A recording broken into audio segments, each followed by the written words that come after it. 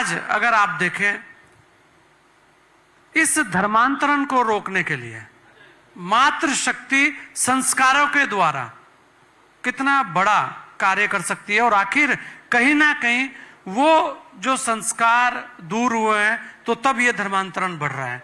जी प्रणाम करती हूँ। नेटवर्क चैनल 10 एक ऐसा भारत में पहला चैनल है जो संतों के माध्यम से ऐसे दिव्य आयोजन करते हैं और पूरे विश्व में हमारी बात को पहुंचाता है। आपको बहुत बहुत साधुवाद, धन्यवाद। धर्मांतरण का कार्य जो बढ़ रहा है उसका सबसे पीछे कारण है संस्कार की कमी होना।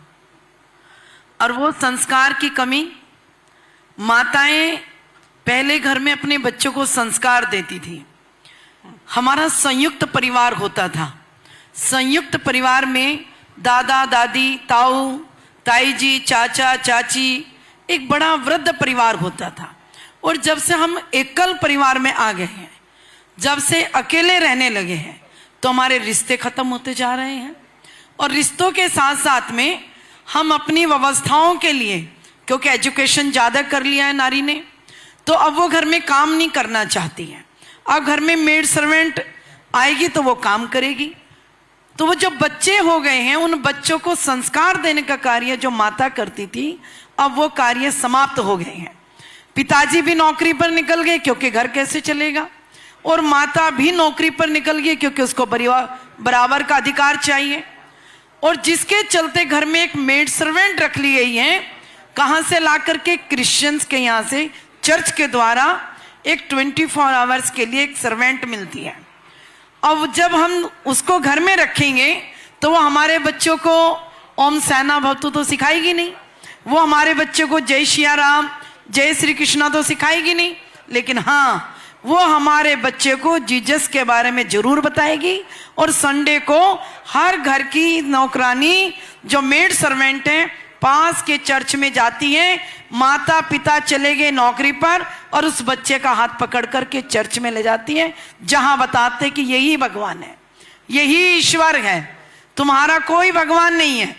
क्यों? क्योंकि माता पिता बिजी हो गए हैं और वो हमारे बच्चों को जिसने जो शिक्षा दे दी, आगे चलकर वो बच्चा उस आया की बात ज्यादा मानेगा, आया की अपने माता पिता की बात नहीं मानता है।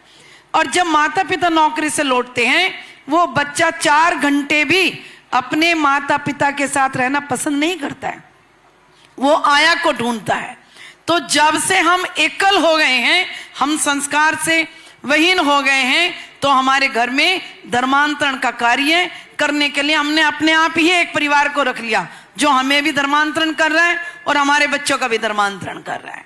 लेकिन हाँ, अब हमें शिक्षा के लिए, जैसे मैंने पिछले बार भी कहा था जयपुर में, कि हमें धर्मांतरण को रोकने के लिए, राष्ट्रवाद को बढ़ावा देने के लिए और साथ में जातिवादी के लिए हमें गुरुकुल पद्धति को अपनाना पड़ेगा। गुरुकुल में चरित्र का निर्माण होता है। गुरुकुल में नारियों से लेकर पुरुषों को लेकर सभी को शिक्षा दी जाती है। हमें धर्मो रक्षति रक्षतः, जब हम धर्म की रक्षा करेंगे तो धर्म हमारी रक्षा करेगा। हमें गुरुकुल की ओर वापस लौटना होगा। सभी संत अभी जितने भी यहाँ विराजमान हैं, कोई ना कोई संत हमारे ऐसे जिनके यहाँ गुरुकुल चल रहे हैं, सब प्रकार की शिक्षा दी जा रही है।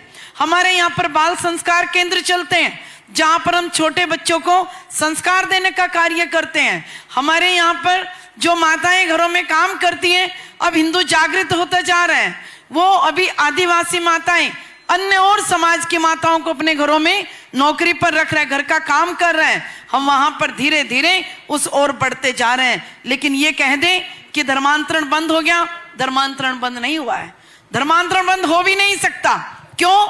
क्योंकि हिंदू को जो सुविधा मिल रही है सरकार से, खाने की, पीने की, तो उसके कारण हिंदू काम करना नहीं चाहता। जब शहर की ओर हिंदू भागता है। अगर संस्कार जो हैं जी वो रहेंगे तो आपको नहीं लगता कि तब धर्मांतरण जैसी चीजें रुक जाएंगी अपने आप ही? बिल्कुल, जब हम गुरुकुल डालेंगे और हम उस पद्धति की ओर चलेंगे तो हमारा संस्कार भी आएगा। वर्तमान शिक्षा पद्धति में ही अगर हम अपनी कुछ चीजों को, भाई गीता के कुछ चीजें हैं, बिल्कुल, या उसके बाद हमारे वेद हैं, या और बहुत सारी ऐसी चीजें, और वर्तमान शिक्षा में भगवत गीता हरियाणा में पढ़ाना शुरू,